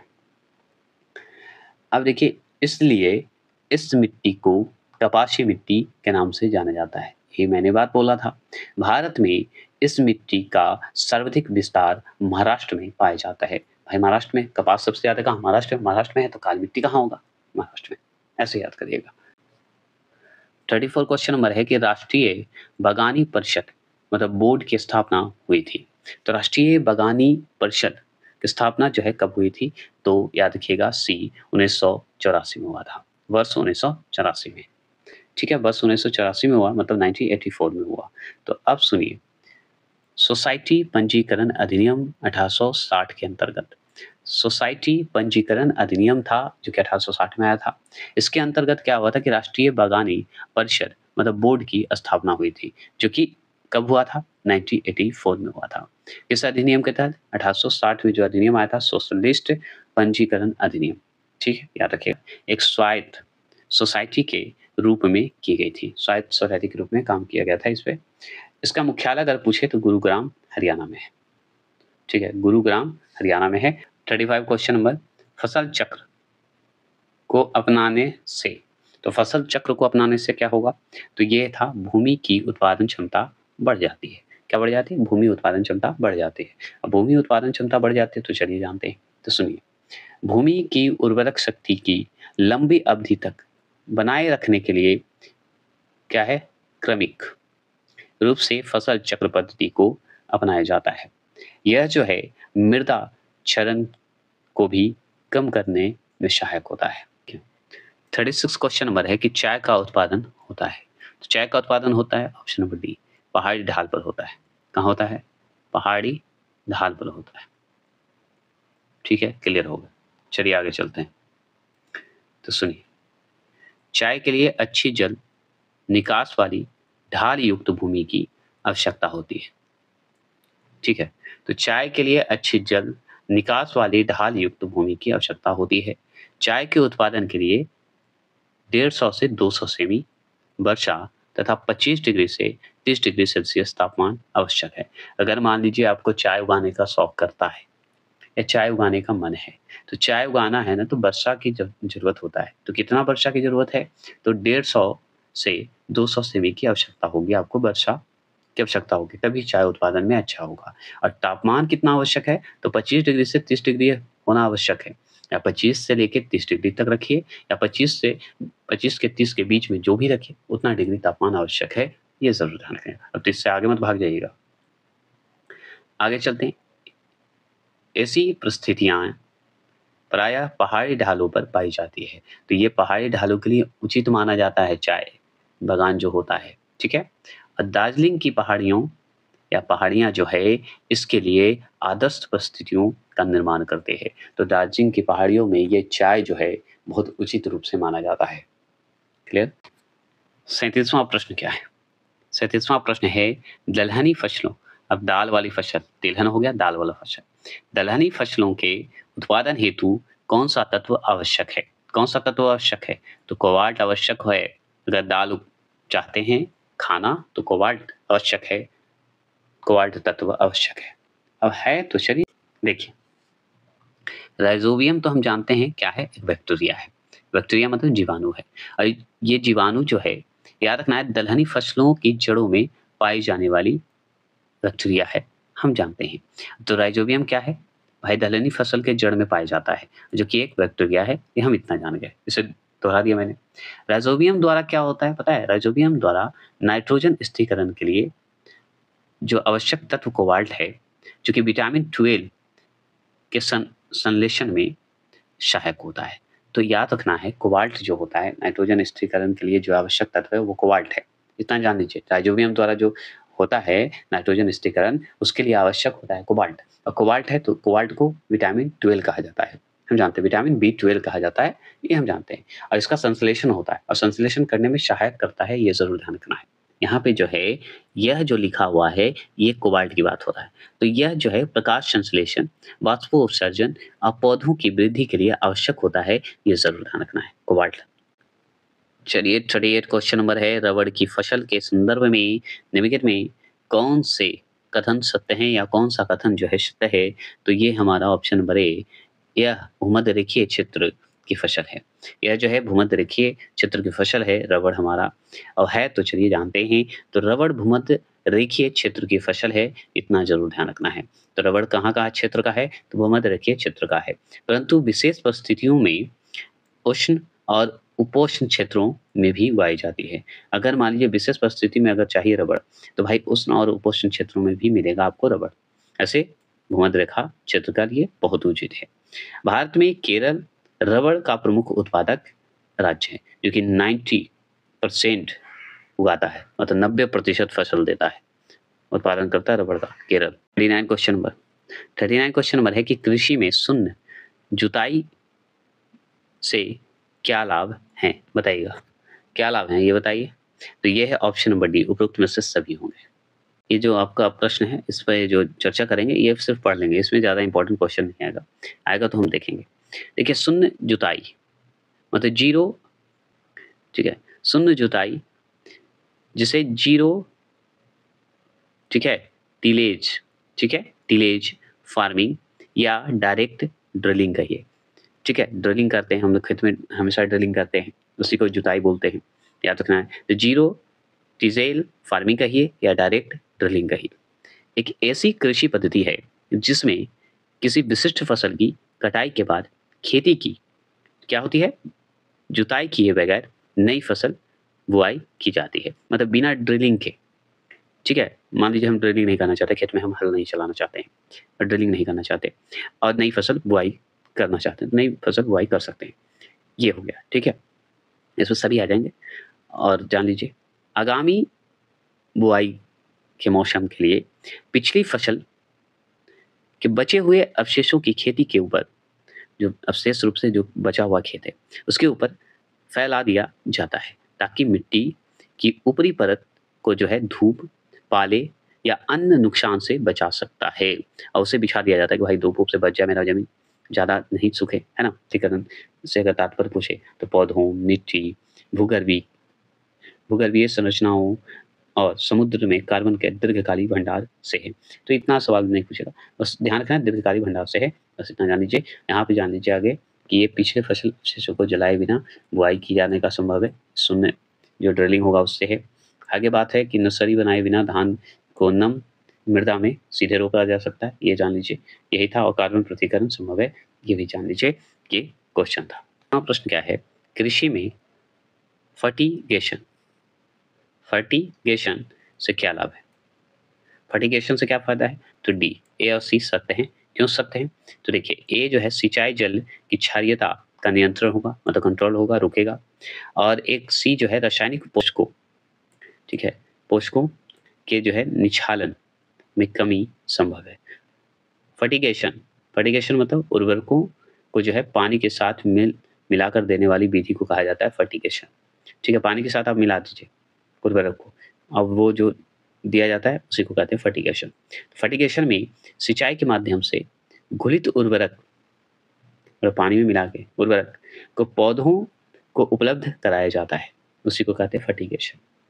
ड्रिप फर्टिगेशन, ड्रिप जो फर्टिगेशन है, फर्टिगेशन की सबसे कुशल तकनीक है जिसमें आवश्यक मात्रा में जल एवं उर्वरक सीधे पौधों की जड़ों को उपलब्ध कराया जाता है ड्रिपिंग फर्टिगेशन से, ड्रिपिंग सिंचाई के माध्यम से, जिससे जल के रिसाव में कमी आता है।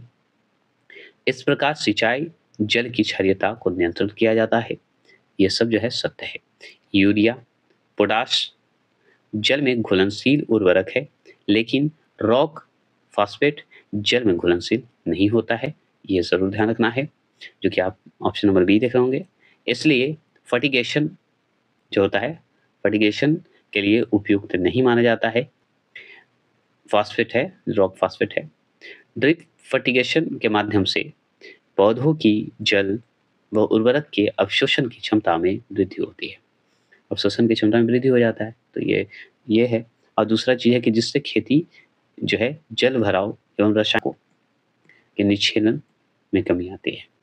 41 क्वेश्चन नंबर है कि भारत के संदर्भ में निम्नलिखित में से किस या किन पद्धतियों को जो है परितंत्र अनुकूलीय कृषि माना जाता है? ठीक है, परितंत्रीय बताइएगा। तो हम मानते हैं सभी को, फसल विविध रूपन, सीव अधिमय, ठीक है, और ऊर्ध्वाधर कृषि। ऊर्ध्वाधर कृषि मतलब वर्टिकल फार्मिंग, उपरोक्त में से सभी होंगे, टी होंगे। ये सारी विधि जरूरी है। परितंत्र अनुकूलन जो अनुकूली कृषि होता है उसे माना जाता है, उसके समझते हैं। ये सब पद्धति बहुत इंपॉर्टेंट होता है अगर भारत के संदर्भ में अगर देखें तो देखिए, फसल विधि रूपन से तात्पर्य किसी विशिष्ट फार्म मतलब खेत में कृषि उत्पादन में जो है नई फसल या फसल प्रणाली को जोड़ने से है, ताकि किसानों की आय में वृद्धि हो और एकल कृषि पद्धति से होने वाली संभावित जो जोखिम या जोखिमों को कम कर दिया जाए या कम किया जा सके, मतलब जोखिमों को कम किया जा सके, बस इसलिए ये विधि जरूरी है। ये समझिए, जिसमें इंटरक्रॉपिंग, रिले क्रॉपिंग और मिश्रित क्रॉपिंग जोड़ा गया है। ये पहला वाला, ठीक है। अब देखिए लेग्यूमा, ठीक है, लेग्यूमा, ठीक है, लेग्यूमा जिसे फलीदार फसलें कहते हैं, मृदा में नाइट्रोजन स्थिरीकरण में सहायक होती है, इसलिए इनका उपयोग क्रॉप रोटेशन में किया जाता है।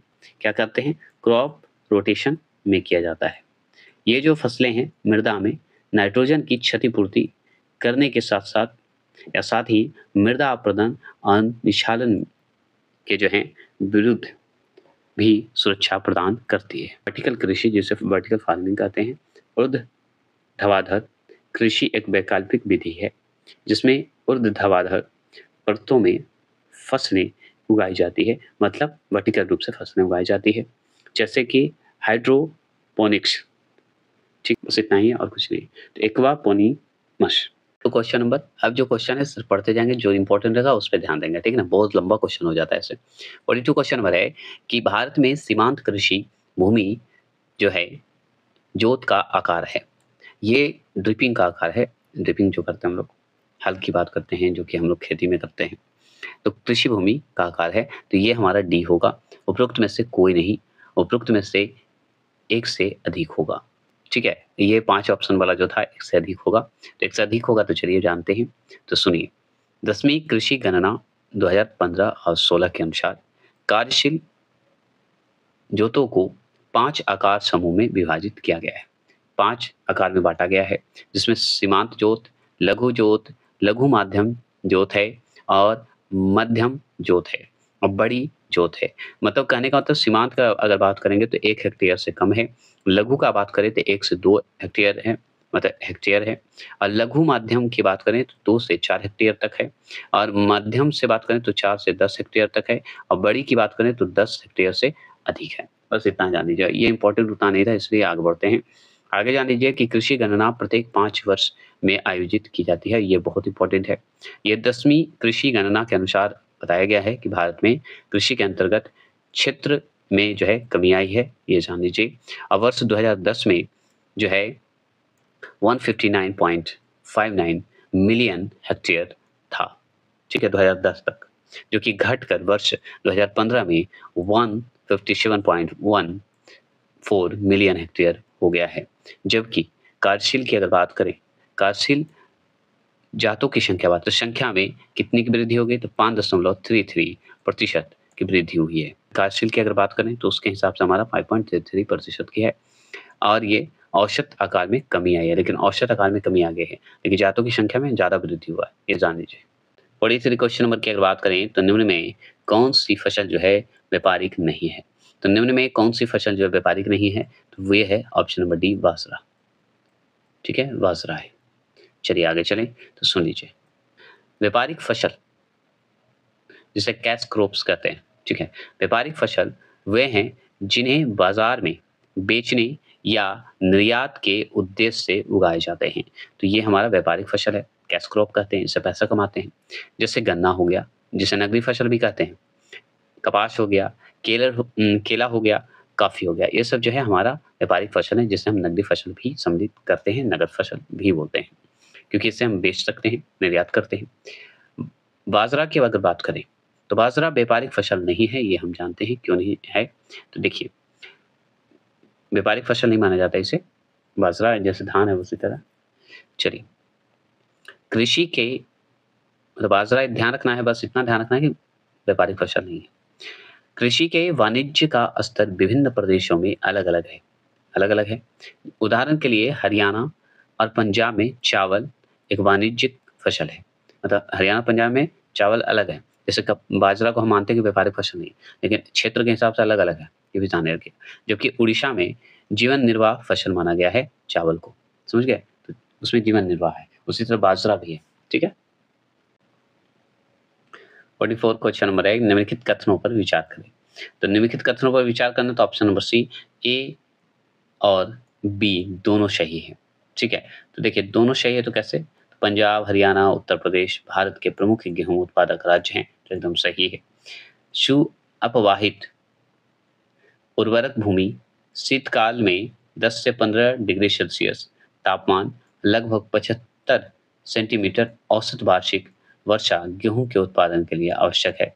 तो ये दोनों सही है, ठीक है? 75 तो है ही, सही बात है, क्योंकि 50 से 75 से भी माना जाता है। तो भारत में गेहूं सर्दियों में उगाई जाने वाली एक उपोष्ण कटिबंधीय रबी फसल है। तो रबी अगर तो समझिए कि रबी फसल है। उष्ण उपोष्ण कटिबंधीय फसल है ये। सर्दी मतलब शीतकाल की बात हो रही है। तो गेहूँ जो है हमारा शीतकाल में उगाया जाता है। यह कुल फसलीय क्षेत्र के लगभग 13% भाग में बोई जाती है। कितने प्रतिशत? 13% भाग में ही बोई जाती है। गेहूँ की कृषि के लिए औसत तापमान अगर देखा जाए तो 10 से 15 डिग्री माना जाता है सेल्सियस, ये सही है। और सुअपवाहित अगर मतलब कहने का मतलब दोमट मिट्टी एवं वार्षिक वर्षा अगर आवश्यक है तो कितना आवश्यक है? तो 50 से 75 सेमी माना जाता है। मतलब 50 से लेके 75 सेमी माना जाता है याद रखिएगा, आवश्यक माना जाता है गेहूं के लिए। इन मानकों पर जो है भारत के उत्तर पश्चिम में स्थित सिंधु गंगा का मैदान एक आदर्श क्षेत्र है, ये जरूर ध्यान रखना है, जिनके अंतर्गत पंजाब, हरियाणा, उत्तर प्रदेश राज्य स्थित हैं। 45वां प्रश्न है कि मैक्रोनी गेहूं का वनस्पति नाम है। तो मैक्रोनी गेहूं का वनस्पति नाम क्या है? तो option number C, triticum durum. ठीक है, ट्रिटिकम ड्यूरम। चलिए देखिए, मैक्रोनी गेहूं जो है जिसे ट्रिटिकम ड्यूरम कहते हैं, ट्रिटिकम ड्यूरम कहते हैं, याद रखना है कि सूखे की स्थिति या सीमित सिंचाई वाले क्षेत्रों के लिए अनुकूल फसल है ये मैक्रोनी गेहूं। इसका उपयोग जो है सूजी, ठीक है, सूजी बनाने में, स्पेगेटी, स्पेगेटी एक होता है, बनाने के लिए किया जाता है, स्पेगेटी बनाने के लिए किया जाता है। ट्रिटिकम डाइको जो है कोकम, ठीक है, डाइकोकम। देखिए ये जो ट्रिटिकम स्टीबम है ये चपाती मतलब रोटी बनाने में या बेकरी प्रोडक्ट बनाने में करता है, और ट्रिटिकम डाइकोकम जो है ये जो हमारा है दक्षिण भारत के कुछ क्षेत्र जैसे महाराष्ट्र, तमिलनाडु, कर्नाटक में बोया जाता है। याद रखिएगा गेहूं का जो ये प्रजाति है, समझ गए, और कुछ नहीं। 47 क्वेश्चन नंबर 46 क्वेश्चन नंबर, फसल और उनके सब प्रमुख उत्पादक राज्य के निम्नलिखित युग्मों में कौन सा सही नहीं है? तो ये हमारा चावल जो कि महाराष्ट्र में ये सही नहीं है, गेहूं उत्तर प्रदेश एकदम सही है, कपास गुजरात सही है, राई सरसों तो राजस्थान ये सही है।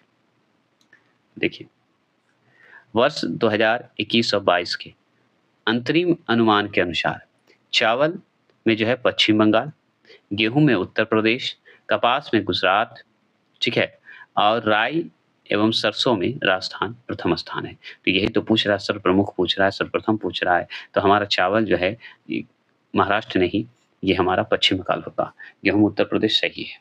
चलिए 47 है कि निम्नलिखित में कौन सी फसल न्यूनतम जल दक्ष मतलब लिस्ट वाटर एफिशिएंट फसल है?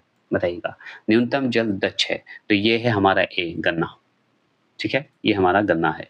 तो चलिए आगे चलते हैं, तो सुनिए, जल उपयोग दक्षता पौधों की उत्पादकता एवं जल के उपयोग के मध्य जो है संबंध को दर्शाता है, ये हम जान गए। यह जो है जल के प्रति यूनिट पर जो है उत्पादित बायोमास की मात्रा की माप है।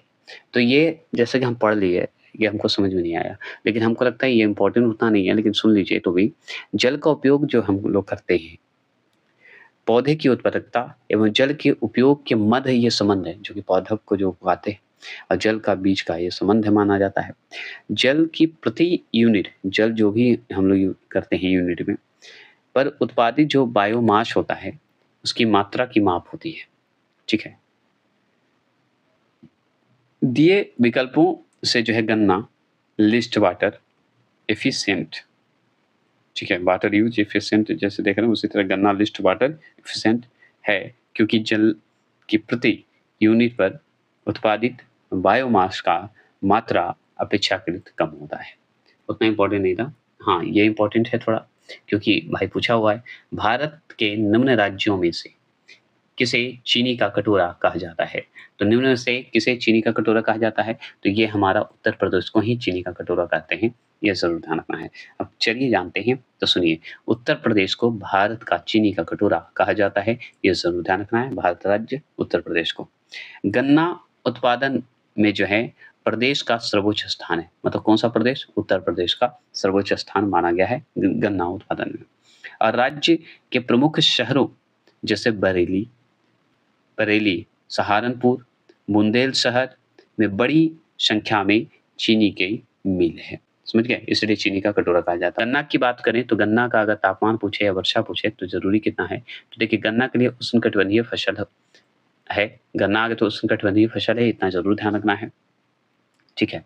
गन्ना क्या है? उष्णकटिबंधीय फसल है। इसके लिए जो है वर्षा कितना होना चाहिए? तो 110 से लेकर 150 सेमी होना चाहिए। 110 से 150 सेमी माना जाता है, 150 सेमी माना जाता है। और अगर इसका तापमान आवश्यक कितना है, मतलब तापमान की आवश्यकता कितना होता है, तो 27 डिग्री सेल्सियस से लेकर 33 डिग्री सेल्सियस माना जाता है। मतलब 27 से 33 डिग्री सेल्सियस होना जरूरी है टेम्परेचर, तभी होगा, वही ऊपर तो पढ़ रहे। 49 क्वेश्चन नंबर है, निम्नलिखित कथनों पर विचार करना है। चलिए फास्ट चलते हैं। ऑप्शन नंबर सी इसका सही होगा, ए और बी दोनों शर्त हैं। तो दोनों शर्त हैं क्यों? क्योंकि उत्तर प्रदेश में गन्ना तथा चीनी के उत्पादन महाराष्ट्र से अधिक है, परंतु उत्पादकता में कम है। महाराष्ट्र आगे है उत्पादकता में, बस इतना जान लेना है। आगे बात करें तो महाराष्ट्र में अधिकांश चीनी मिल सहकारी क्षेत्र में स्थित है, ये जरूर ध्यान रखना है। सुनिए, इंडियन शुगर मिल एसोसिएशन के अनुसार, इंडियन मतलब भारत का शुगर मिल जो है एसोसिएशन के अनुसार, उत्तर प्रदेश में चीनी तथा गन्ने का उत्पादन महाराष्ट्र से अधिक है, ये ध्यान रखना है। लेकिन उत्पादकता कम है क्योंकि महाराष्ट्र उष्णकटिबंधीय क्षेत्र में जो है अवस्थित है, जहां लंबी धूप, साफ मौसम तथा ठंडी रातों के कारण गन्ने की उत्पादकता अधिक होती है। समझ गए? उत्पादकता के मामले में इसीलिए इम्पोर्टेंट है क्योंकि अच्छा से रहता वहाँ ठंडी रातों के कारण गन्ने में जो है उत्पादकता अधिक होता है। महाराष्ट्र में चीनी उत्पादन का अधिकांश हिस्सा लगभग 99% सहकारी क्षेत्र की चीनी मिलों द्वारा उत्पादित होता है। 99% है, याद रखिए 99%। चलिए आगे चलते हैं। 10वां प्रश्न है कि निम्न कॉफी उत्पादक क्षेत्र में से जो है कौन सा क्षेत्र कर्नाटक में नहीं है? कौन सा क्षेत्र कर्नाटक में नहीं है जो कि आपको कॉफी उत्पादन के क्षेत्र में पूछ रहा है? तो ये हमारा पुलनेज, ये जो हमारा है कर्नाटक क्षेत्र में नहीं है। और नहीं तो ये तीनों आप नाम सुने होंगे, दुर्ग का नाम सुने होंगे। सुनिए, तो भारत में कॉफी उत्पादन परंपरागत रूप से कर्नाटक, केरल और तमिलनाडु में जो है फैली पश्चिमी घाट क्षेत्र में उगाई जाती है। ठीक है, तो आगे तो ये जान लीजिए कि कॉफी जो है पश्चिमी घाट क्षेत्र में उगाई जाती है, जिसमें कर्नाटक, केरल और तमिलनाडु क्षेत्र भी आपको है। ठीक है, यहाँ तो आपको कॉफी मिलेगा ही, तो सबसे ज़्यादा केरल में, सॉरी सबसे ज़्यादा कर्नाटक में, जिसके अंतर्गत अगर केरल में देखें, क्षेत्र देखें कॉफी के लिए, तो वायनाड, कोझिकोड, वायनाड, कोझिकोड और पलक्कड़ क्षेत्र जो है जो कि कॉफी के लिए उचित माना जाता है। कर्नाटक की बात करें तो कर्नाटक में देखिए, कर्नाटक में तो सबसे ज्यादा भाई, तो क्षेत्र भी सबसे ज्यादा होना चाहिए। तो देखिए यहाँ पे चिकमंगलूर, ठीक है, चिकमंगलूर, कोडागू जिसे कुर्ग बोलते हैं, कोडागू या कुर्ग बोलिए, वो कर्नाटक क्षेत्र में कॉफी के लिए। और हासन, इस क्षेत्र में भी कॉफी उगता है आपका। और सी मोगा, ये सब क्षेत्र में जो है कॉफी आपको मिलेगा। कर्नाटक क्षेत्र का ये हिस्सा है, यहाँ मिलता है। ठीक है, कॉफी उगता है, याद रखना है। तमिलनाडु की अगर बात करें तो पुलवेज, नीलगिरी और सेवराई, ठीक है, जिसे सेवराई को सलीम भी बोला जाता है। ठीक है, अन्नामलाई जो कि कोयम्बटूर, कोई दिक्कत नहीं है, तो शामिल है। ये सब जो है तमिलनाडु के क्षेत्र शामिल है कॉफी के लिए। देखिए यहाँ पे पुलवेज है, वहां पे ऊपर दिया था पुलनेज, तो गलत हो गया ना। अगर बात करें भारत के सर्वप्रथम कॉफी के पौधे 1600 ईस्वी में बाबा बुदान की पहाड़ियों में बोए गए थे। 1600 ईस्वी में, याद रखिएगा। भारत के सर्वप्रमुख अगर कॉफी की बात करें तो बाबा बुदान एक पहाड़ी था, उस जगह बोए गए थे 1600 ईस्वी में। भारत में कॉफी की जो है 2 प्रमुख किस्में हैं, जिसके हम जानते हैं, रोबस्टा और एक अरेबिका, जो कि सबसे ज्यादा है। ठीक है, समझ गए। 51 क्वेश्चन नंबर है कि निम्नलिखित राज्यों में से जो है कौन इलायची एवं काली मिर्च का सबसे बड़ा उत्पादक है? तो हम जानते हैं केरल। जैसे मिर्च की, मसाले की बात होगी, इलायची की बात होगी, तो केरल को ज्यादा याद रखेंगे। ऐसे और भी क्षेत्र हैं। देखिए 2021 के अनुमान के अनुसार, 2021 के अनुमान लगाया जा रहा है, उसके अनुसार बताया जा रहा है कि इलायची उत्पादन में केरल प्रथम स्थान है, वहीं काली मिर्च के उत्पादन में कर्नाटक प्रथम स्थान पर है, जबकि केरल का स्थान द्वितीय है। 2021 के अनुसार से द्वितीय हो गया है, और काली मिर्च में कर्नाटक प्रथम हो गया है, और इलायची में आपका केरल प्रथम स्थान रखता है, ये जरूर ध्यान रखना है। परंतु विकल्प में कर्नाटक नहीं है, विकल्प में कर्नाटक नहीं है, इसलिए केरल आंसर हो गया। नहीं तो दूसरे नंबर पर हमारा ये आता है, याद रखिए, काली मिर्च में। ठीक है, केरल। देखिए 52, कौन सा जो है सुमिलित नहीं है? स्थानांतरण कृषि का नाम है और राज्य है, बताइएगा।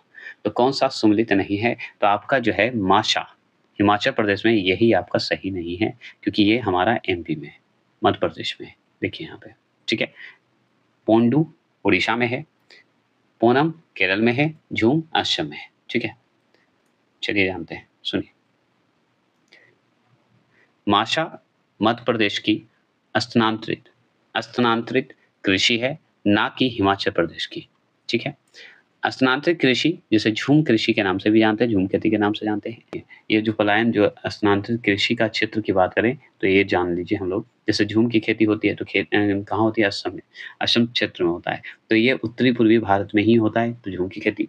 तो बीवर या दाही यारा, ये जो है हमारा स्थानांतरित कृषि है, याद रखना है। और ये जो है बुंदेलखंड क्षेत्र जो कि एमपी में है, उधर का है, याद रखना है, ठीक है। जिसे झूम खेती भी बोलते हैं, ये ज़रूर ध्यान रखिएगा। इसे हम लोग झूम खेती भी बोलते हैं, तो आप झूम खेती भी बोल सकते हैं। जारा और इदका, ये भी हमारा झूम खेती है, मतलब स्थानांतरित कृषि है, जो कि हमारा दक्षिण भारतीय राज्य का है। बत्रा अगर बात करें तो बत्रा भी हमारा दक्षिण पूर्वी राजस्थान का स्थानांतरित कृषि है। पोंडू अगर बात करें तो आंध्र प्रदेश और उड़ीसा का हमारा स्थानांतरित कृषि है, जो कि आंध्र प्रदेश और उड़ीसा में पोंडू के नाम से जानते हैं। कुमारी के नाम से जाना जाता है, केरल के पश्चिमी घाट क्षेत्र में जाना जाता है। एक और नाम है कामन, कामन विंग धावी, विंगा नाम है इसे, कामन, बढ़िया से कर देता हूँ इसे, कामन बिंगा धावी, ये जो है उड़ीसा का स्थानांतरित कृषि है।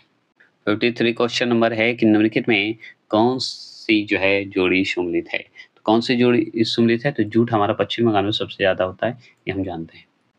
तो सुनिए, पश्चिम बंगाल राज्य में संपूर्ण देश के कुल जूट का 21% होता है। सोचिए, बंगाल से। सुनिए, फसल है, मुख्य उत्पादक राज्य है। तो चावल के मामले में अगर देखा जाए तो पश्चिम बंगाल, उत्तर प्रदेश और पंजाब है। मतलब पहले नंबर पे हमारा पश्चिम बंगाल है, दूसरे पे उत्तर प्रदेश और तीसरे पे पंजाब आता है चावल के मामले में। अगर बात करें गेहूं की बात, तो गेहूं के मामले में उत्तर प्रदेश आगे आ गया है और दूसरे नंबर पे मध्य प्रदेश और तीसरे नंबर पे पंजाब हो गया है। तो चावल में भी तीसरा हो गया है और गेहूं में भी अब तीसरा हो गया है।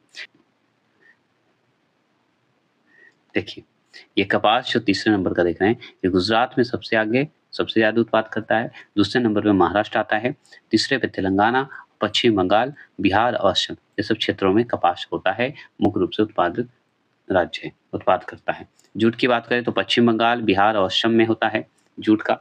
अब जैसे पश्चिम बंगाल है तो बिहार में होगा, बिहार में है तो असम में होगा।